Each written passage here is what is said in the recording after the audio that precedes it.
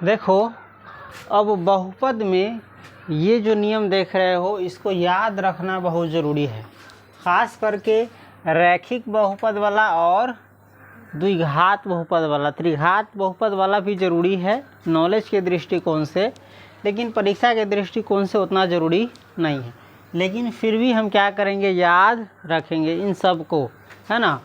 सबसे पहला देखो, टॉपिक का नाम क्या है, बहुपद के शून्यकों, बहुपद के शून्यकों और गुणांकों के बीच संबंध। बहुपद के जो शून्यक होते हैं और जो गुणांक होते हैं उसके बीच क्या संबंध है, ये हम जानेंगे इसमें।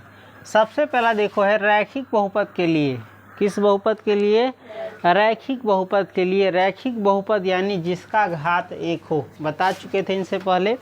रैखिक बहुपद यानी जिसका घात एक हो, उस बहुपद के लिए देखो, रैखिक बहुपद के लिए शून्यक बराबर क्या होता है, माइनस अचर पद बटे एक्स का गुणांक, माइनस अचर पद बटे एक्स का गुणांक। ये सब याद रख लो। अभी जब हम सवाल बनाएंगे तो ये क्या कह रहा है ये पूरा क्या हो जाएगा, पूरी तरह क्लियर हो जाएगा। अभी के लिए ये सूत्र समझ लो, क्या है, सूत्र है जिसको याद रखना है। जब हम सवाल बनाएंगे, एक्सरसाइज बनाएंगे तो इसमें सारा चीज़ एकदम क्लियर हो जाएगा।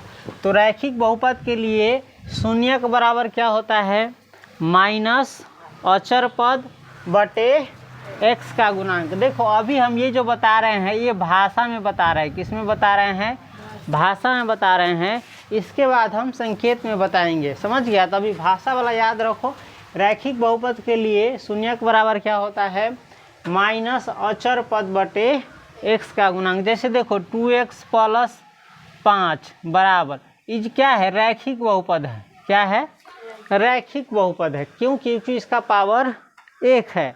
तो इस बहुपद के लिए शून्यक बराबर क्या होता है, माइनस अचर पद बटे एक्स का गुणांक। याद रख लेगा, माइनस अचर पद बटे एक्स का गुणांक। अब दूसरा बहुपद देखो है द्विघात बहुपद। द्विघात बहुपद जानता है ना, जैसे x² + 5x + 8, ये कौन बहुपद है, द्विघात बहुपद है, क्योंकि इसका पावर क्या है, 2 है। तो अब द्विघात बहुपद के लिए नियम देख रहे हैं। द्विघात बहुपद के लिए देखो शून्यकों का योग, द्विघात बहुपद के लिए शून्यकों का योग। एगो तो फॉर्मूला ये है ना, वो रैखिक बहुपद के लिए था। ये दूसरा है द्विघात बहुपद के लिए शून्यकों का योग बराबर क्या होता है, द्विघात बहुपद के लिए शून्यकों का योग बराबर होता है माइनस एक्स का गुणांक बटे x² का गुणांक।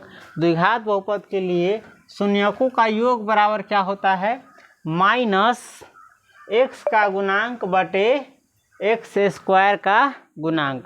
अब देखो रैखिक बहुपद के लिए एगो नियम होता है ना, द्विघात बहुपद के लिए 2 गो नियम होता है। तो पहला नियम क्या है, शून्यकों का योग बराबर माइनस एक्स का गुणांक बटे x² का गुणांक। दूसरा नियम क्या है, दूसरा सूत्र क्या है, शून्यकों का गुणनफल। तो शून्यकों का योग देख लीजिए जोर, शून्यकों का गुणनफल क्या होता है द्विघात बहुपद में, अचर पद बटे x² का गुणांक। द्विघात बहुपद के लिए शून्यकों का योग होता है माइनस एक्स का गुणांक बटे x² का गुणांक।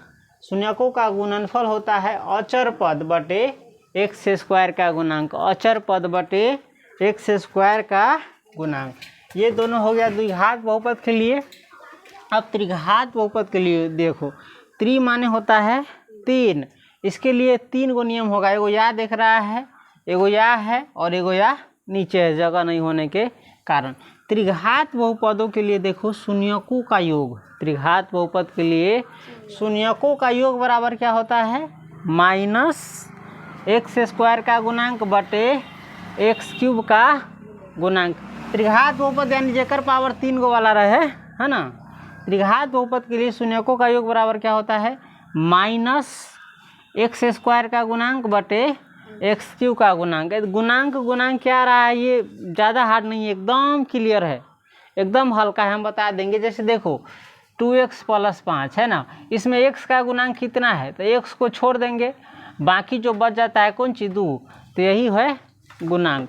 तो गुणांक ज़्यादा हार्ड नहीं है, हम जैसे जैसे एक्सरसाइज बताएंगे वैसे वैसे ये आसान होता जाएगा। त्रिघात बहुपद के लिए शून्यकों का योग बराबर क्या होता है, माइनस x² का गुणांक बटे एक्स क्यूब का गुणांक। उसके बाद है दूसरा नियम, देखो दो दो शून्यकों के, कै गो शून्य के, दो दो शून्यकों के गुणनफलों का योग।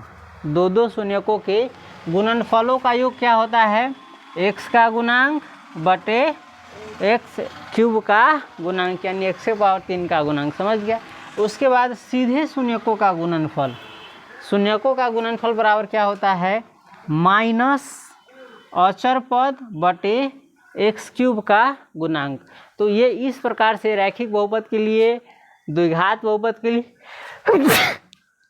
त्रिघात बहुपद के लिए, इन सब के लिए जो नियम है, सूत्र है, वो देख लिया। अब याद करो। इसके बाद हम ये बताए थे, ये किस में बताए हैं? भाषा में। इसके बाद हम बताएंगे संकेत में, और उसके बाद हम अपना प्रश्न बनाना शुरू कर देंगे। फिलहाल ये नोट करो।